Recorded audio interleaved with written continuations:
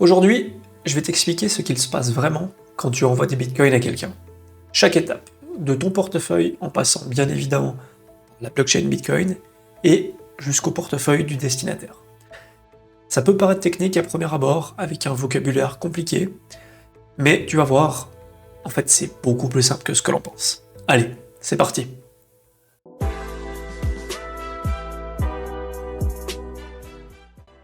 Avant de commencer, petit rappel rapide de la blockchain Bitcoin. Sur le réseau Bitcoin, il y a des ordinateurs que l'on appelle des mineurs qui sont en compétition constante. Leur rôle, à eux, c'est de trouver une preuve cryptographique valide en testant des milliards et des milliards de possibilités le plus vite possible. Et le premier mineur qui trouve la solution valide au problème propose un nouveau bloc. Et dans ce bloc, ça contient évidemment toutes les transactions qui étaient en attente jusqu'alors. Ce bloc il est donc ensuite diffusé au reste du réseau, les transactions sont ensuite vérifiées et validées par les autres nœuds, et s'il est accepté par le réseau, donc c'est-à-dire qu'il respecte les règles du protocole, le mineur reçoit une récompense. Actuellement, c'est 3,125 bitcoins par bloc miné, plus les frais de chaque transaction incluses dans le bloc en question. Et ce processus recommence à l'infini. En moyenne, un nouveau bloc est miné chaque 10 minutes environ.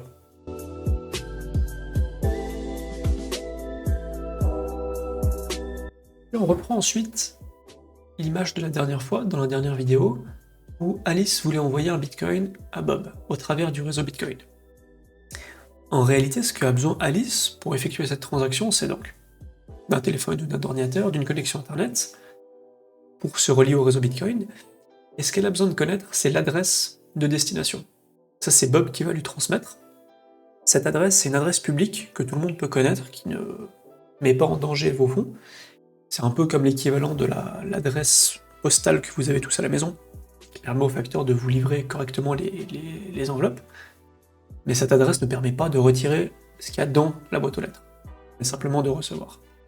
Donc Bob transmet simplement son adresse publique à Alice, et ensuite la transaction peut être envoyée sur le protocole Bitcoin, elle sera mise ensuite en file d'attente dans ce qu'on appelle la même pool, je vous montre ça juste après, et ensuite ça va partir au travers du réseau pour arriver.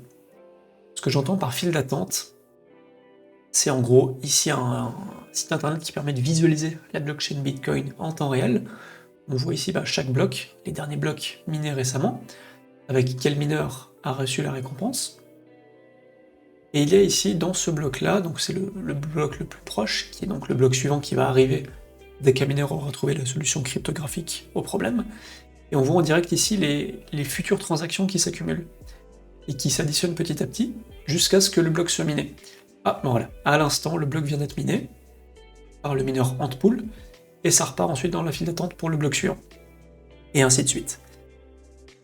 Et ce que l'on peut voir ici, c'est qu'actuellement, il y a 1, 2, 3, 4, 5, 6, 7, 8 blocs en attente, avec donc pas mal de transactions actuellement en attente. Et une fois que vous avez proposé votre transaction au réseau Bitcoin, il y a aussi un paramètre à paramétrer avant de l'envoyer, ça s'appelle les frais de transaction. C'est ce qu'on va noter juste ici. C'est simplement pour déterminer à quelle vitesse votre transaction va passer au moins. Comme je vous l'ai dit avant, les mineurs, à chaque fois qu'ils minent un nouveau bloc, ils récupèrent 3,125 bitcoins, plus la somme de tous les frais de transaction qu'il y avait dans le bloc. Et si à votre transaction vous associez plus de frais, donc vous allez payer un petit peu plus cher en bitcoin, vous allez passer en priorité, tout simplement parce que chaque mineur va prendre les transactions avec le plus de frais possible. Et là ici, il y a simplement un récapitulatif des coûts que ça vous génère d'envoyer une transaction actuellement sur le réseau Bitcoin. Évidemment, plus de personnes utilisent le réseau, plus les frais sont élevés, car tout le monde aura envie de passer en premier. Mais si vous n'êtes pas pressé d'envoyer une transaction, vous pouvez simplement mettre des frais plus bas. Votre transaction elle va passer, mais simplement, au lieu de passer dans 10 minutes, elle passera peut-être dans 38, 48 minutes, ou même voire 1 heure. Mais à un moment donné, elle va passer dans tous les cas. Et donc votre transaction, elle se retrouve au moment de l'envoi dans cette file d'attente qu'on appelle la même pool, en attendant qu'un mineur veuille bien l'inclure dans son bloc, pour être ensuite transféré au réseau entier, et que la transaction soit donc validée à ce moment-là. Et En gros, c'est un petit peu tout ce qui se passe. On peut voir ici, si on en prend une au hasard, ça c'est une transaction qui va passer, on a les bitcoins en entrée, donc vraiment très très faible, 0,000835, et également, on a ici une sortie, on a les frais de réseau, qui vont donc aller aux mineurs, et ici la transaction entrée-sortie. Donc voilà un petit peu comment ça se présente, la blockchain Bitcoin, avec une transaction qui passe forcément par la même pool, et donc une transaction Bitcoin sur le réseau n'est pas instantanée. C'est quelques minutes si vous avez de la chance, voire une heure ou quelques heures si vraiment le réseau est particulièrement engorgé et que vous mettez des frais très très bas.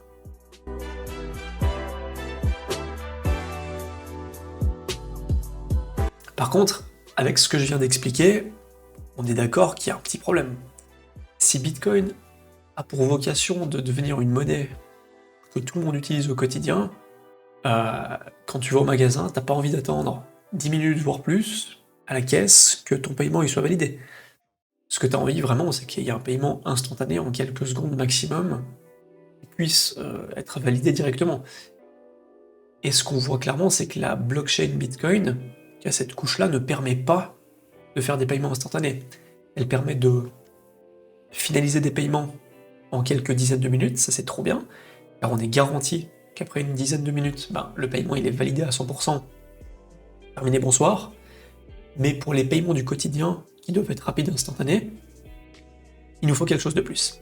Et c'est là que je vais parler un petit peu du réseau Lightning Network. Lightning, c'est une couche supplémentaire construite au-dessus de Bitcoin, et il faut un peu le voir comme un oignon, où au centre, au cœur de l'oignon, on retrouve la blockchain principale, qui est vraiment le cœur central du protocole, et par-dessus a été construit une nouvelle couche, le réseau Lightning. L'idée, elle est simple.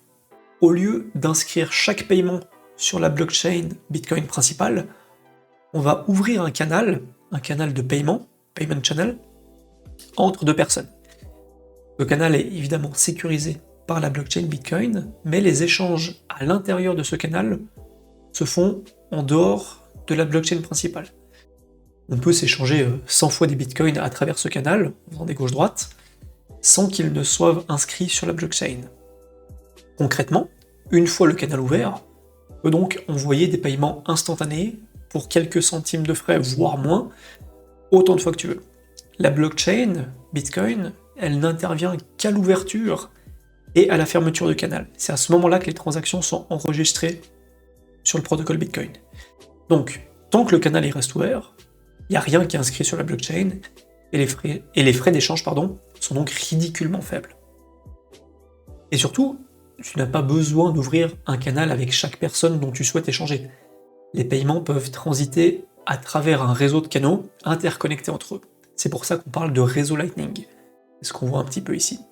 Je te montre un petit peu la carte du monde des canaux Lightning ouverts qui sont visibles sur Internet, et c'est absolument gigantesque. Donc, on a vraiment ce réseau décentralisé de canaux où les transactions sur le réseau Lightning peuvent donc faire un peu du ping-pong et tac tac tac et trouver leur chemin jusqu'au bon destinataire. Et donc le résultat de tout ça, c'est des paiements quasi instantanés, très peu chers, tout en restant sécurisés par Bitcoin. Car on est complètement d'accord que payer un café qui vaut quelques euros, quelques dollars, sur la blockchain principale, c'est complètement stupide. Tu vas payer 50 centimes de frais, tu vas attendre 20 minutes voire plus, c'est pas du tout efficace. Alors que pour un café, avec le réseau Lightning, c'est instantané et quasiment sans frais.